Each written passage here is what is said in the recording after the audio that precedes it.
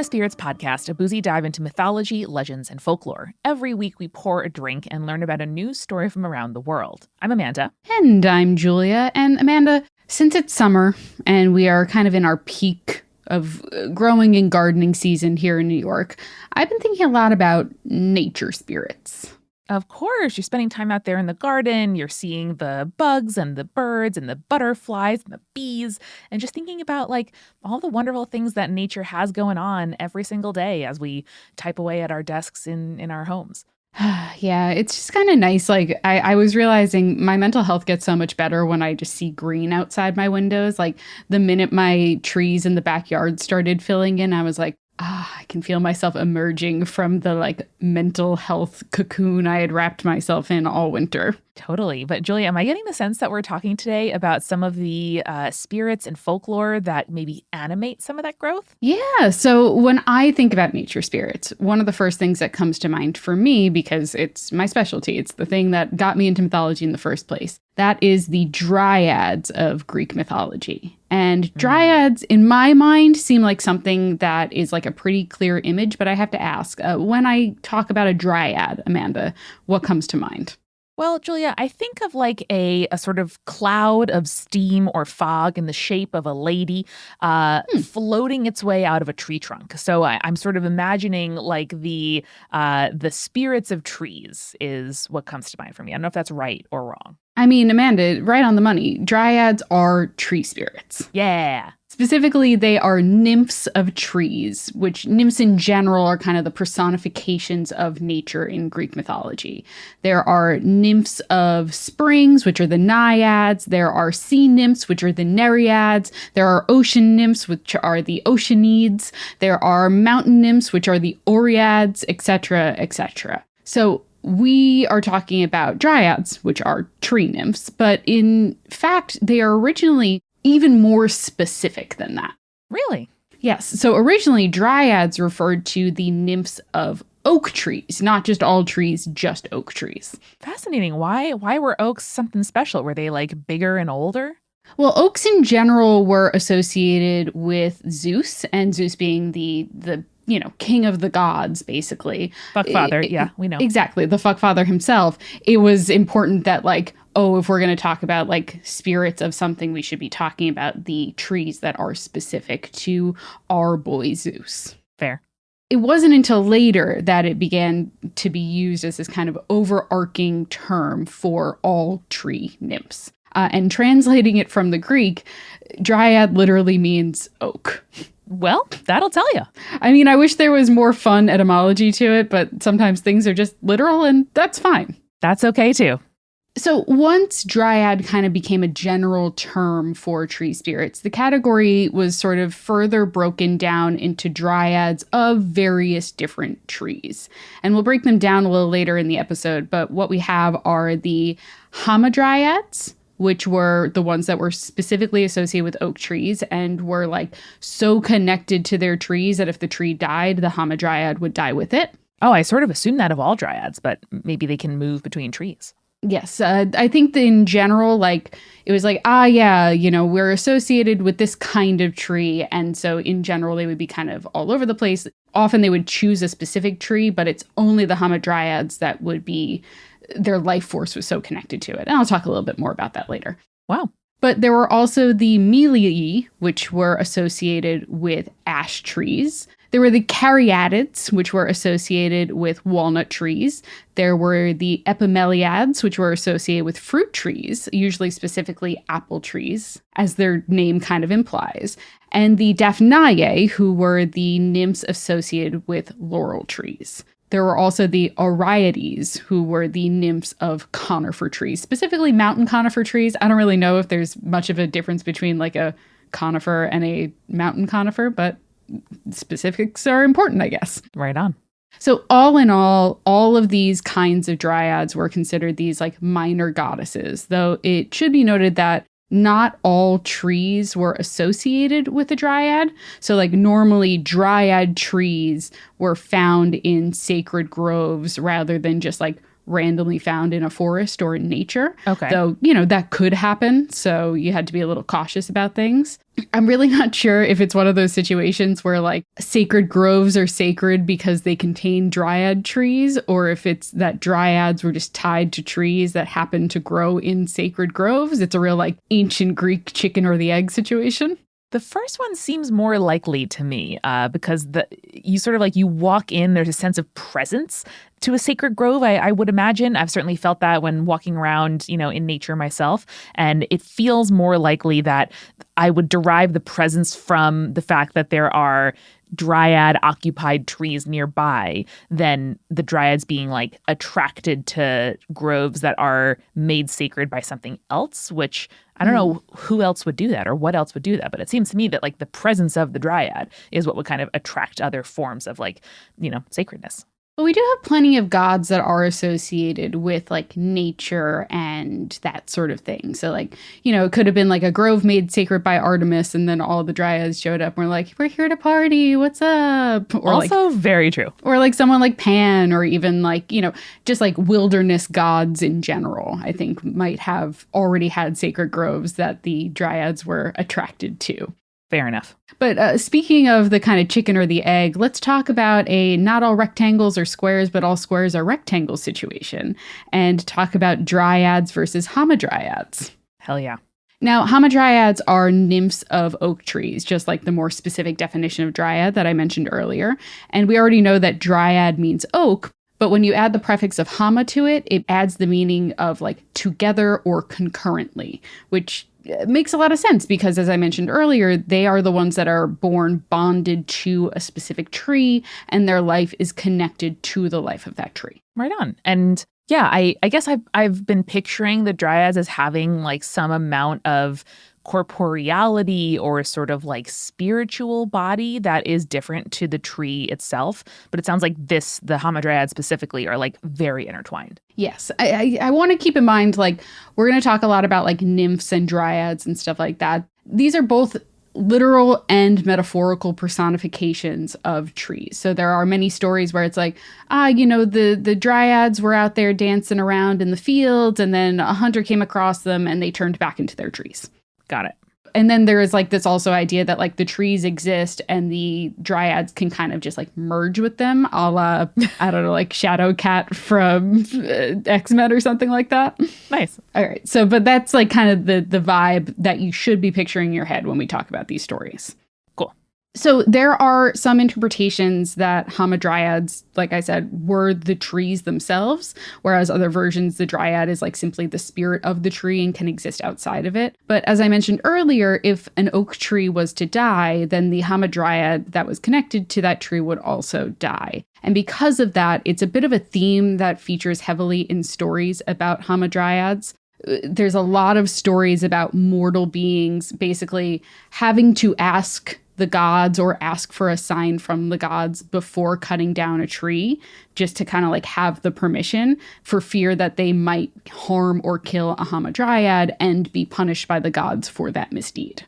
Good, Julie, because that was question number one on my mind, was how do you go ahead and construct a dwelling or a table or like a flute without harming a dryad potentially? Yeah, I think a lot of it would be like you would use already felled trees, like that fell because of nature. Probably a good call also. Exactly. Or you would like put a prayer out to the gods and be like, hey, just want to make sure, is it cool if I cut this tree down? If no one says anything, I'm going to take that as a yes and I'm going to cut it down. Fair. So according to the Greek author Athenaeus of Naucratis, there were 8 named hamadryads, each with a different type of tree associated with them. So again, there's this weird thing of like, yes, dryads are supposed to be specifically for oak trees, but then they're in general kind of associated with tree nymphs in general. And then also the hamadryad is this even further definition of dryads that are soul bound to trees, basically. So his 8 that he talks about are Karyai, who is the walnut tree, Balanos, who is the oak tree, Cranea, which was the dogwood tree, Morea, which was the mulberry tree, Aigarios, which was the black poplar, which is a popular one in Greek mythology in general. Teleia, who was the elm tree, and Pelos, which were vines, and Psycheia, which was the fig tree. Now, Julia, is Teleia spelled like the women-owned brewery in Williamsburg that you and I both enjoy? No, it's spelled with a P at the beginning. Ah, shit. It's Ptelea. So these 8 were said to be the daughters of Oxylus, who was the spirit of the mountain beech forests, as in like beeches in the tree, and his sister, who was aptly named Hamadryas. Okay, very straightforward. I know who she is. We don't get a lot from these 8 sisters from sources outside of the writings of Athenaeus, but there are several other reported goddesses that are known to be Hamadryads, at least in some form of writing. So there is Atlantea, who was said to be one of the wives of King Danaus of Libya and was the mother of one of his 50 daughters, who were known as the Dryads. That's a lot of daughters, Julia. Even if you have multiple wives producing multiple daughters, that's a lot.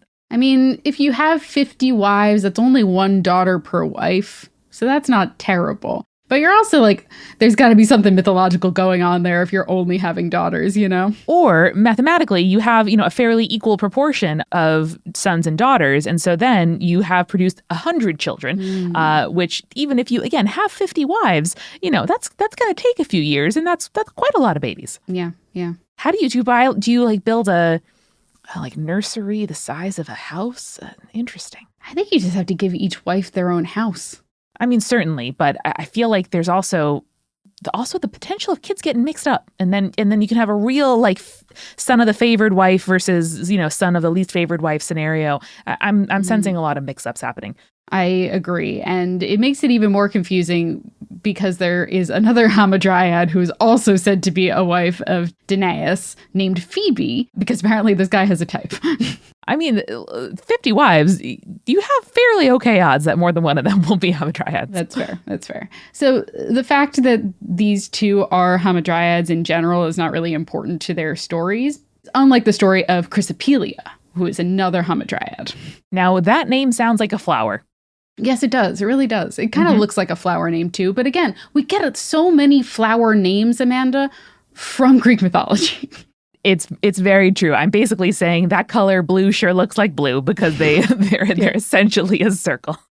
So the story of Chrysopelia is basically that one day her tree was in the path of a river that had recently flooded and was being threatened to be destroyed, right? Oh, no. However, there was a hunter and future king of Arcadia named Arcas who happened to come across her before her tree was destroyed, and he manages to reroute the river by damming it, basically saving Chrysopelia and her tree. Because again, handy. They're combined. They're together. Juliet, love when you come across a handsome stranger in the woods and he saves your tree from flooding. Mm-hmm. Well, so did she, because she was so grateful she ends up becoming his lover and or his wife, and they have 2 children together. What a meet cute. I mean, come on, rom-com authors, what are we doing? I love this. What's not to love? I love this. What's not to love? It's infrastructure, it's trees, it's, using smart design to help nature do what it needs to do without imperiling a hot lady tree. I love it. Now, this is interesting because there are several stories when we're talking about dryads and nymphs in general where the dryad in question didn't start out as a dryad, but rather was either another type of goddess or was a mortal who then became a dryad.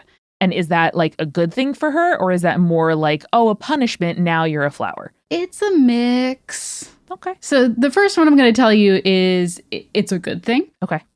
Though the beginning of the story is not great. So this is a Hamadryad. She was a mortal woman who transformed into a Hamadryad. Her name was Byblis. And so the story kind of starts with a weird sort of incest among mortals is taboo story, which is a little strange. I'm not going to get into it really, but basically this girl falls in love with her brother. The brother rejects her. She attempts to die by suicide, but instead is saved by the Hamadryads who kind of see that she's in heartbreak and pain and put her into a magical sleep. Nice. And then when she awakens, she finds that she has been transformed into a Hamadryad herself, and she thrives in her new life. That sounds like a win-win all around. That's a real win-win. That's a real girls-girl situation. I appreciate that. I love a girls-girl in mythology. So true. They're like, bestie, let me take you away from your old life and give you a new one where you are going to thrive. You're like, bestie, he didn't deserve you anyway. And also now you're going to be a hot tree spirit. Isn't that nice? Exactly. There is another instance of a Hamadryad who was not born a Hamadryad, but later became one, which is the story of Dryads, which, again, the name's pretty classic. Aptly named. She was the daughter of Dryads, who was known as the Oakman King. Julia, I'm sorry, this girl is destined to become a dryad. I don't know what accident of birth made her born a human, but she is this is a real Mooney Moonerson situation where she is destined to become a dryad. Yes, exactly. So there are two different versions of this story about how Dryads became a Hamadryad. One is from our boy Ovid. The other is by a Roman author named Antoninus Liberalis. Oh, the free? Yeah. He's all about freedom, baby. Okay. In Ovid's version of this tale, Dryads was feeding her baby Amphisus while they were walking along a lake shore when she kind of spots these bright red blossoms from a lotus flower to catch her attention. Nice. I mean, I'm sure this has a consequence because this is Greek mythology, but very relatable to be, walking along the lakeshore and see a pretty flower and go, wow. And she's like, wow, these are so beautiful. I want to give it as a gift to my son who is, suckling at my breast right now. What she didn't know at the time was these flowers were the nymph Lotus, Lotis, not Tus, who had been transformed into this tree/plant when she was fleeing from the horny god Priapus. Got it. And I imagine that has some relation to the medical term priapism. Yeah, he was famous for his big rock hard dick. I sense how she could sort of find reprieve as a beautiful flower in a lake instead. I mean, don't we all, baby? Don't we all? So Dryads goes to pluck one of these flowers and the tree begins to bleed. Just bleeding. Just a tree that's bleeding. Well, that's unsettling, particularly after we spent a month learning about mushrooms. Yes, it's pretty bad. It's pretty bad. So the blood gets on her and she tries to flee, but slowly she kind of begins to feel her skin transform into bark. Oh. Her feet become rooted to the ground, and she cries out to her husband who is nearby, whose name is endangerment, who comes running just as she has been transformed into a black poplar tree with the baby cradled in its branches. Wow. Baby's okay? He's okay. It's all okay. Brutal. She just saw a pretty flower. Yes. And so basically this kind of story in Ovid's mind is like a warning, being like, don't pick flowers or stuff that you think, just don't do it. It could be a nymph. You don't know. Any bush could be a nymph. We don't know. It also occurs to me, having never breastfed, it must be extremely metal and rad to walk while breastfeeding. And that seems like a very impressive feat that I'm sure millions of people do every day. I mean, I think as long as the baby latches on, you're probably good. So, But I mean, still. once the latch on happens, you could probably do some movement. I just think the boobiography of that whole scenario is extremely impressive, and congrats to anybody who's done it. Shout out to the boobiography. You're welcome. While Ovid's version of the story kind of focuses on hubris and her punishment, the story told by Antoninus blames her transformation on the god Apollo, which you will notice is a theme kind of through this episode. You'll see. You'll see what I mean. Okay. Apollo's involvement leads to ladies being transformed into trees. So Dryads, as a child, would play with the Hamadryads in the woods of her father's mountain. Again, her father was the Oakman King, so it makes sense. And she would hang out with them even though she wasn't one herself, right? So while she was out there dancing with the Hamadryads as she gets older and, more unfortunately physically attractive, I guess, she is spotted by the god Apollo, who instantly decides that he wants her. Classic Apollo. That's basically what he's in mythology to do. Yeah, pretty much almost all the men in Greek mythology. If you're a god, they're probably horny for just a hot lady. It happens. So he transforms, and this is just a wild concept. He transforms into a tortoise. Okay. Unexpected. He kind of like walks into the... Sexily? He's just a tortoise. He just walks into the field that all these dryads are dancing in. And they're like, oh my God, he's so cute. Look at him. They're like, he's going to be our pet. And they all kind of like form a circle and like take turns like hanging out with him and playing with him and stuff like that. Is he like looking up their skirts or something pervy? No. He's just like, he wants to be handled by them, I guess. Okay. And so they all kind of take turns passing him around the circle. But when it's Dryope's turn, Apollo transforms into a snake, which scares away all the other Hamadryads and leaves Dryope alone to be assaulted by Apollo. No, ladies, we have to stick up for each other. Well, they kind of make up for it later. Eventually, she gives birth to Apollo's son, Amphisus, and he goes on to build a temple to Apollo in his father's honor, and he forces his mother to become the head priestess of the temple, which is fucked. Yeah, that's fucked up for sure. However, her former Hamadryad playmates saw her kind of suffering in that position. They're like, hey, girl. This is fucked, yeah. This is not good for you. We don't like this for you. So they steal her away. They kind of replace her with a dummy version of her that is made out of a poplar tree. See the connection? And they transform her into a Hamadryad who comes and lives with them on the mountain of her father. You love to hear it. I'm glad they circled back for her. They did her dirty, but they followed through and they made up for it. And that's what we appreciate with all women in general. No Hamadryad left behind. That's the promise. Yes, exactly. But Amanda, that's just the stories of the Hamadryads. We still have lots of other types of dryads to talk about. But first, how about we grab our refill?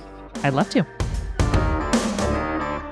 Hey, it's Julia, and welcome to The Refill. Welcome in particular to our newest patron, Harley. Harley joins the rank of our supporting producer-level patrons like Alicia, Ann, Ariana, Ginger Spursboy, Hannah, Jack Marie, Jane, Jeremiah, Nieselkins, Lily, Matthew, Captain Jonathan Malachi Cosmos, Sarah, and Scott, as well as our legend-level patrons, Audra, Bex, Chibi Yokai, Michael, Morgan H., Sarah, and BME Up Scotty. And you too can join them at patreon.com/spiritspodcast, where you get cool rewards like ad-free episodes, recipe cards every single gosh darn episode, and so much more. Check it out. That is patreon.com/spiritspodcast.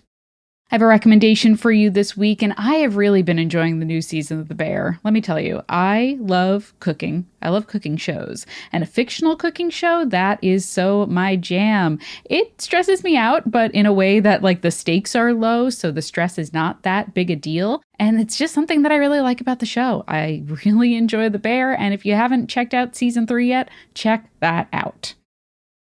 Speaking of which, I would also love if you could check out Join the Party. Join the Party is an actual play podcast with tangible worlds, genre-pushing storytelling, and collaborators who make each other laugh each and every week. DM Eric and emphatic players Amanda, you know her, Brandon, and me, Julia, welcome everyone to the table, from longtime tabletop RPG players to folks who have never touched a role-playing game before.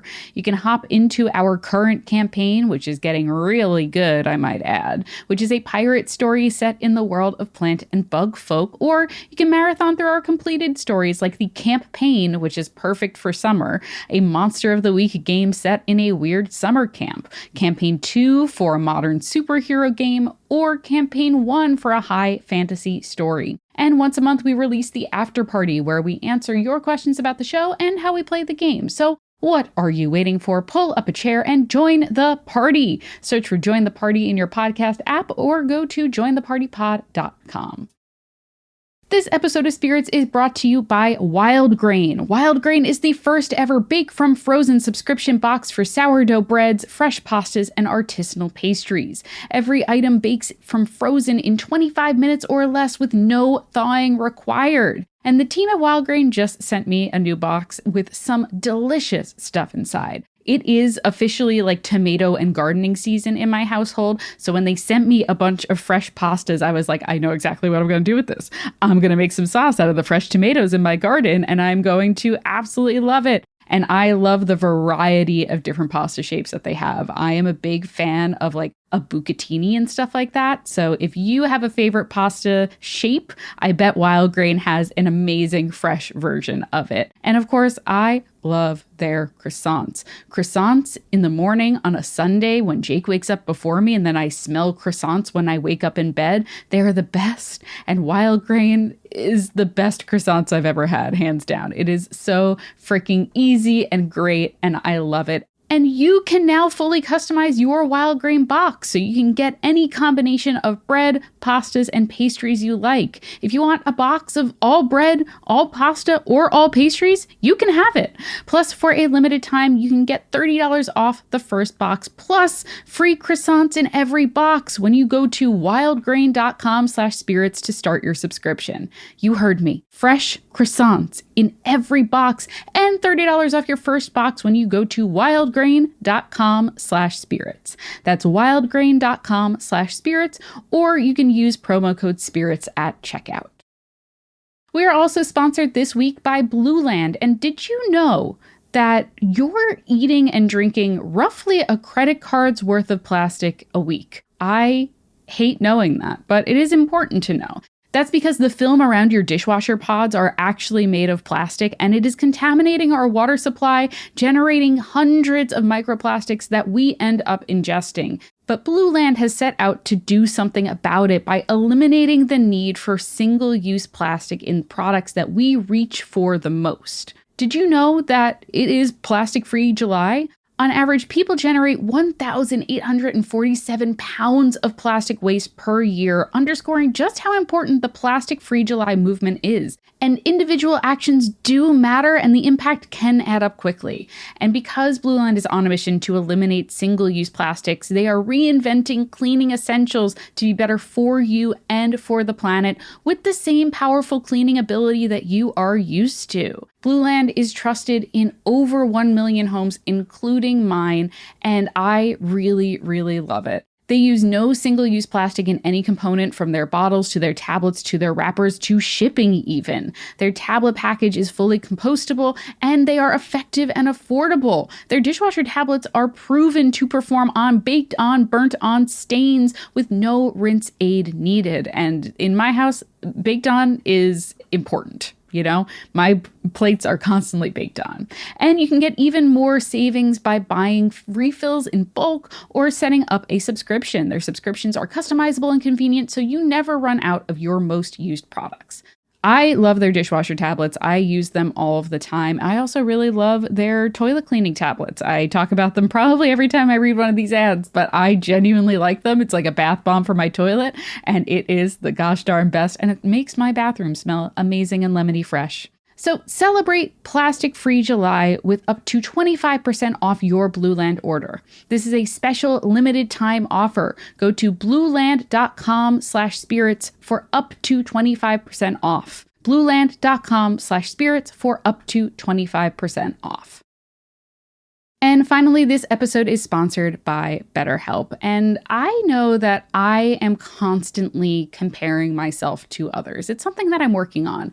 But comparison is like the thief of joy. And it is really easy to envy other people's lives. But in reality, even though their Instagram makes it look like their lives are great and they have everything together, in reality, they probably don't have everything together. But therapy helps me and can help you focus on what you want rather than what other people have, so you can start living your best life. This is something that I think about a lot when I'm talking to my therapist about, hey, how do I stop comparing myself to others? How do I stop focusing on what other people are doing and focus on what I need to be doing? And I really, really think that therapy is a great way of talking that out and thinking it out. And that's why I go to therapy on a weekly basis. It's extremely important to me. And if you're thinking of starting therapy, give BetterHelp a try. It's entirely online, designed to be convenient, flexible, and suited to your schedule. Just fill out a brief questionnaire to get matched with a licensed therapist and switch therapists anytime for no additional charge. Stop comparing and start focusing with BetterHelp. Visit betterhelp.com/spirits today to get 10% off your first month. That's BetterHelp, HELP.com/spirits. And now let's get back to the show.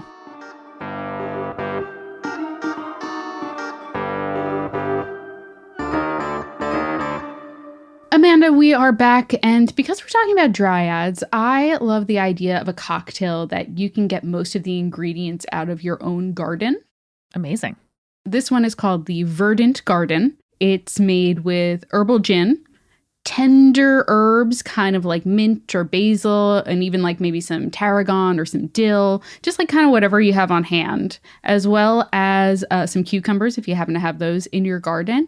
And of course, my favorite cocktail ingredient, which is, Amanda, the green chartreuse. Green chartreuse. And also, I think I like this, Amanda. The recipe calls for a splash of celery bitters in there. Ah, delicious. I love a celery bitter. An underappreciated cocktail ingredient in my mind. I'm a huge fan of celery, a huge fan of celery salt. One of my favorite things to put on like a chicken brine or like in a chicken salad. So good. So good. I had a little celery salt when I make tomato soup, and it is like, just really like brightens it up. Yeah, just a little touch of something, and you taste it and you're like, ooh, what's this? Ooh. What's that all about? Also, an excellent use, Julia, for cucumbers that are a little bruised. Maybe you don't want to like bite into them. Maybe they're like a little bit limp. Excellent use of them as a cocktail. You can just muddle that shit right up. I 100% agree. I also think you could do like a kind of those Korean cucumber salads where you do like a shiso leaf. Oh, yeah. Yes. Ooh. That would be good. That would be good. All right, so speaking of our gardens, I want to talk next about the dryads of the fruit trees, the epimeliads. Their name comes from two ancient Greek words. One is a reference to apples, and the other which references livestock like sheep and goats. Oh. Yes. So as such, they are often referenced as caring not only for fruit trees that they were associated with, but as well as the sheeps and goats that were considered sacred to the gods. That's really sweet. And I know that a lot of people raise livestock in and around orchard, that their droppings can help fertilize the trees, that, fruit that is spoiled or dropped from trees can obviously feed the animals. So love to see that working together. We do. We love to see it. So the epimeliads are actually specifically mentioned in the story of Jason and the Argonauts as being the guardians of the Golden Fleece, which makes a lot of sense. Again, we are just tying them so much into both things. They're also described as having white hair, the same color as apple blossoms. Oh. But also undyed wool. Hey. We get it, it's all the things. I am just picturing a lamb frolicking and a lady in like a hand spun, wool dress frolicking in a field of apple blossoms. And I'm going to tell you, Julia, it's adorable. It's beautiful. That's the dream that I want for my life, honestly. But not in like a weird trad wife way, in like a I enjoy both dresses and feminism way. Yes, it's both, and also like, what a simple life we could have. Ironically, or maybe not ironically, but kind of fun, since these dryads are associated with goats and sheep, several of them are actually associated with the goat god Pan. Oh, who's not so wholesome and sweet. Yeah, not as bad as some of the other versions of him, but, it could be worse. Actually, adding Pan to this sort of like fantastical image of like wearing a nice dress, frolicking with some sheep and apples, but also imbibing in some of my favorite pastimes, that does sound like a great life. I'm all for this. And then he's just hanging out underneath one of your trees and playing some music. Like, that's not bad. It could be a lot worse. Playing music, encouraging me to like fuck and drink some wine. Like I'm here for that.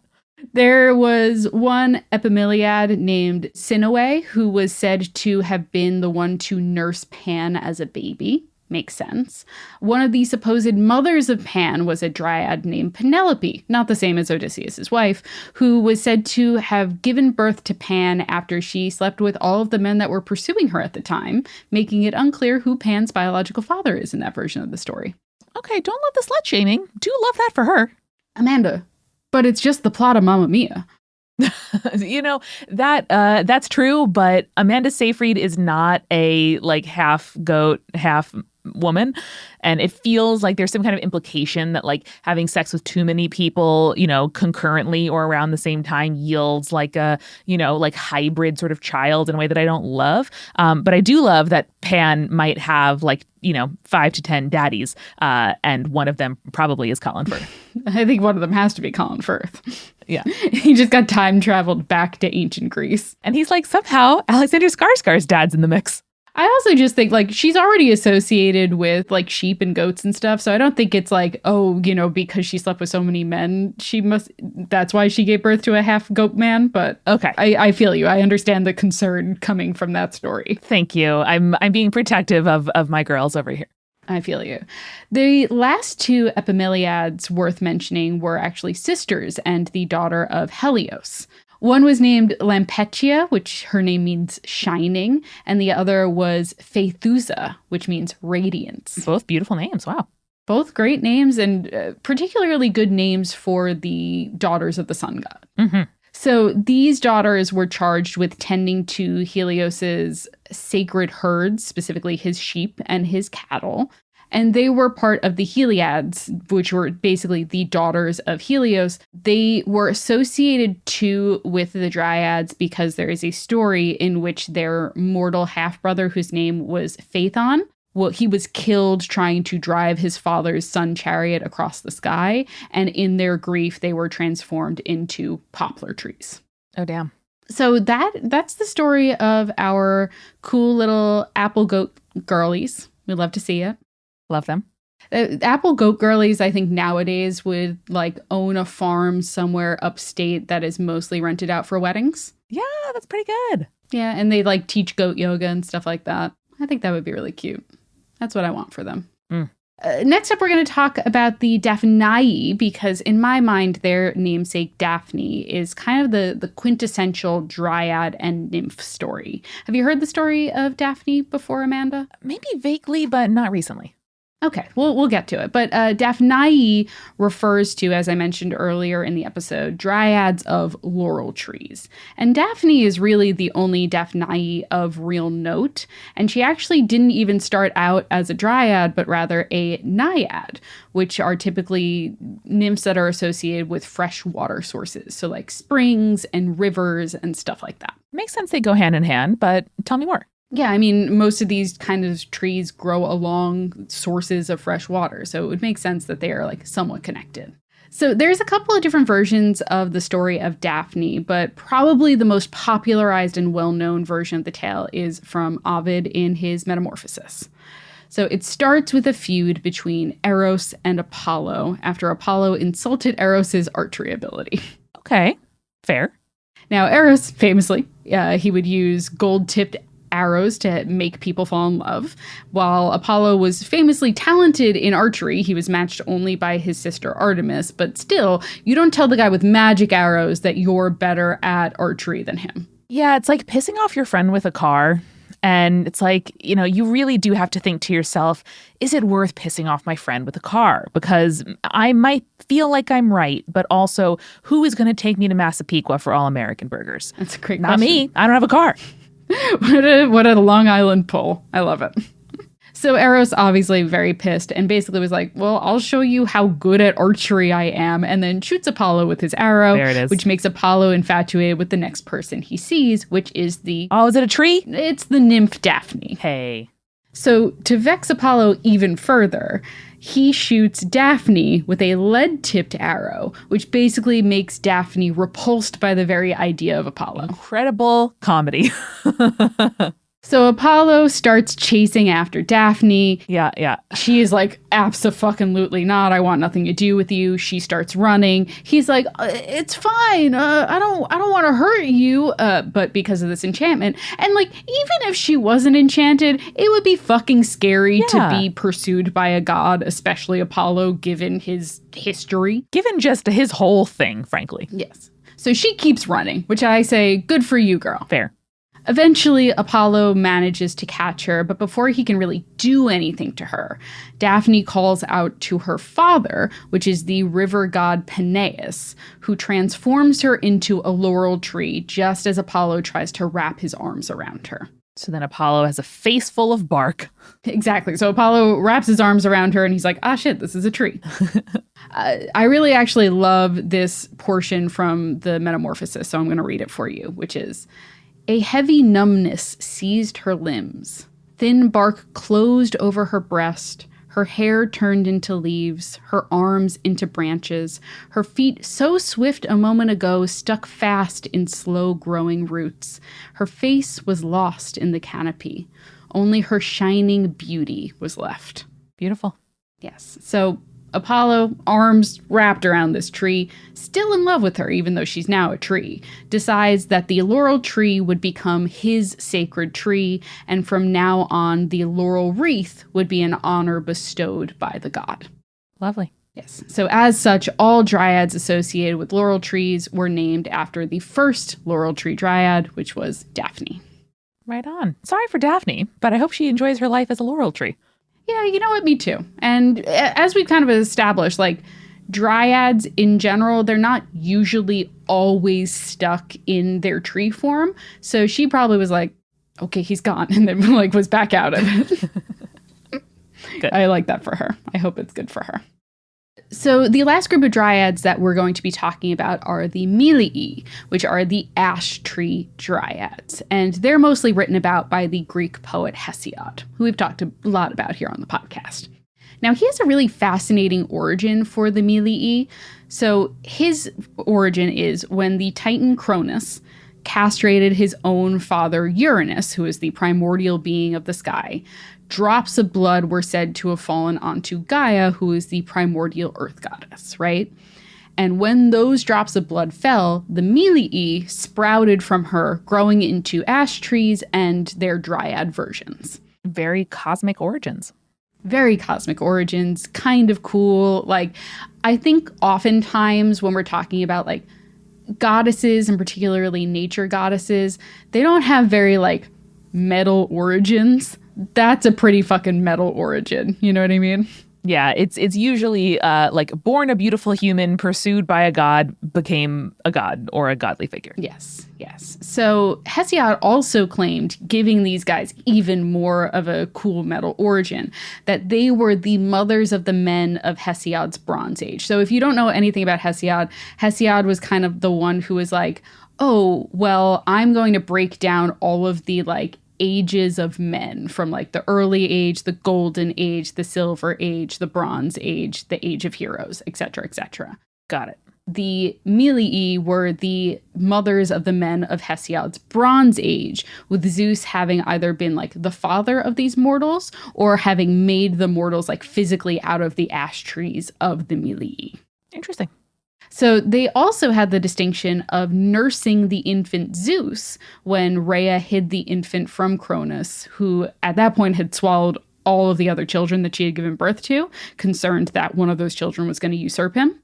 Mm-hmm. Now, the Milii were the ones that took the baby Zeus to the mountains of Crete and nursed him from the milk of a goat named Amalthea until he was old enough to challenge and defeat his father. You know, in a Freudian way, that kind of explains Zeus's obsession with transforming himself into animals and assaulting women and other people. Yeah, because his nursing mother was a goat. Mm-hmm. Mm-hmm. Interesting. There really is only one of the Milii that we know by name, and that would be Melia, who was one of the lovers of Apollo and the mother of a Theban hero whose name was Tenorus, who also became a prophet of Apollo because, as you might remember, Apollo has that kind of, like, gift of prophecy. Now, I'm sure it isn't this simple, but I do wish I could take a quiz in ancient Greek mythology and they ask a question as easy as, like, what is the name of the first Milii? And I could just feel really smart by guessing the quite obvious answer. Which is Melia. Exactly. Like when I would just guess the Holy Spirit in Catholic school and they're like, you're not wrong. I mean, yeah, that encompasses two other parts of the... Yeah, that makes sense. All right, cool. Kind of right. So... in the story that we know of Melia, she either runs away with Apollo or is stolen away by him, and her father, who is Oceanus, sends her brother to bring her home. And the brother finds Melia at Apollo's temple in Thebes, but is unable to get to her. And so he decides to do the very smart thing of trying to set fire to Apollo's temple. Oh. Which, Apollo takes super well. He quenches the fire and then he fires an arrow, killing Melia's brother. Yeah. And Melia stayed with Apollo until the birth of their child and then left again to rejoin the other Dryads. Tough. You could just kind of like slip a letter under the door, maybe ask for some help, maybe, have just like a sit down. No. Yep, straight to fire. No, straight to fire. Yeah, not your best choice in general.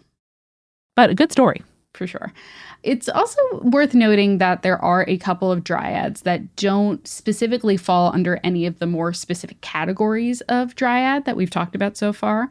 There was a Dryad that was known as Tithoria, who was said to have lived on Mount Parnassus, though we don't get more of her other than her name and where she can be found. Sometimes it's just like you make a reference to something in passing and you're like, ah, yeah, and then no scholar ever talks about it ever again.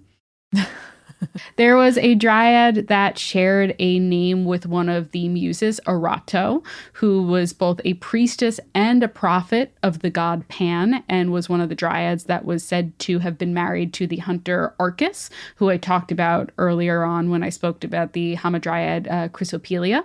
Yes, hot hunter who knows how to dam. Hot hunter knows how to dam, becomes a king later. Love that for him. It sounds like they give great dinner parties, I'm not going to lie to you. Oh my God, can you imagine? And it's all like, he's like, yeah, this is a wild boar that I killed myself and I cooked it. Yep. Kind of hot. Beautiful landscaping because both the river and the tree gods are like, I'm going to hook you up, bro. Oh, so nice. I love it. And then finally, perhaps one of the most famous of the Dryads was Eurydice, who you probably recognize from the story of Orpheus and Eurydice. In some versions, she's not a Dryad. She's an Alunide, which is the nymphs of mountain pastures and fields. But in general, she is referred to as a Dryad. Cool, but like a nature-related spirit. Exactly. She is a nymph regardless. The type of nymph, it's often referred to as a Dryad, but sometimes more specifically an Alunide. So the etymology of her name, Amanda, did you know anything about the etymology of Eurydice's name? No, is it don't look at me, Orpheus, you idiot? No, it's either true judgment or wide justice. Oh, huh. Interesting. Yeah. I don't think she's treated very justly. Yeah, you're right. She really isn't. But if you're unfamiliar with the story of Orpheus and Eurydice, Orpheus was the son of the muse Calliope. And though he was immortal, he was loved by the gods because he's a child of one of the muses and people loved the muses. And as such, he was given a lyre by the god Apollo when he was young, and Apollo even taught him how to play the lyre. And Orpheus had a true gift for music, where it was said that nothing could resist the enchantment of his song. Not his enemies, not beasts in nature, nothing. And Apollo was like, come here, my sweet summer child. Let me teach you not just how to play beautiful music, but also how to make terrible decisions. Love me, Apollo. Yes. And I think Orpheus really took that to heart.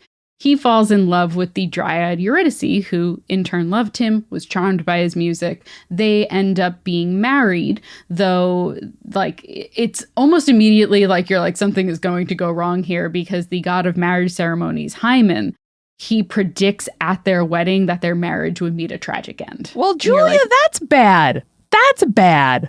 Now, Amanda, if the god of marriage ceremonies showed up to your wedding and said, I'm here to bless your union, but this is going to end tragically, would you go through with the wedding? No, I'd probably attempt to like kill the god or understand why or do something, because I'm not taking that as an answer. Shortly after that marriage ceremony and all that's going on, while dancing with her fellow Dryads, Eurydice is bitten by a snake and is killed by the snake's venom. Kind of struck with grief at his wife's death, Orpheus sings such a sad song that the entire world is moved to tears. He descends into the underworld to attempt to see Eurydice again. He manages to charm even the guard dog Cerberus with his music, and eventually he's able to present himself before Hades and Persephone and plays them a song so moving and full of his grief that Hades allows for Orpheus to take Eurydice back to the world of the living with him under one condition. And Julia, I bet he doesn't violate this single condition, preventing him from like a lifetime of happiness, right? No, of course not. So the single condition is she would have to follow behind Orpheus through the underworld, and he could not turn around to look at her while they walked. In, I don't know, a metaphor of trust. Mm-hmm. So Orpheus agrees, but he finds as he is walking out of the underworld that he cannot hear Eurydice's footsteps and worries that the gods have tricked him in some way. So when he is nearly at the exit of the underworld, or in some versions when he himself is at the exit, but Eurydice is not yet there, he turns to make sure that she is still there, which traps her into the underworld forever. He tries to go back down. There's a rule in Greek mythology about how if you are alive, you can only go down into the underworld once. Can't do it twice, only once. One exception. It's a one-strike rule. So they are only reunited again when Orpheus is killed by the frenzied followers of Dionysus. There you go. Yeah, I think there's one version of the story where Dionysus is just like, I'm fucking sick of his sad song. Kill him. Incredible. And it's so bad because like they end up ripping Orpheus to shreds, but because he is the son of a muse, his head keeps on singing. No. Oh my God. It floats down a river and just keeps singing the sad, sad songs. And Dionysus is like, get me the fuck out of here. What the fuck? What the fuck? Yeah, I feel like Dionysus. I get it. Yeah. So, Amanda, of course, we talk about dryads, these tree spirits. There are plenty of other tree and nature spirits that are found throughout the world. We have the Kodama and the Kukunochi in Japan. We have the Gilly-doo in Scotland, green spirits in Myanmar, Yakshis in Hindu tradition, the Leshy in Slavic mythology, and many, many more. And I hope that this is like kind of like a fun jumping off point for all of our listeners to dig deeper into nature spirits found around the world, especially for our gardening conspirators, to help them feel a little bit closer to whatever they're growing this season in their gardens. Incredible. This has been so much fun, Julia. I know you've always loved the Dryad, and I am so glad to know more about them and the many forms and stories of Dryads that exist in the world. So mostly I'd say if someone asks you to stop singing your sad, sad song, stop. And otherwise, stay creepy. Stay cool.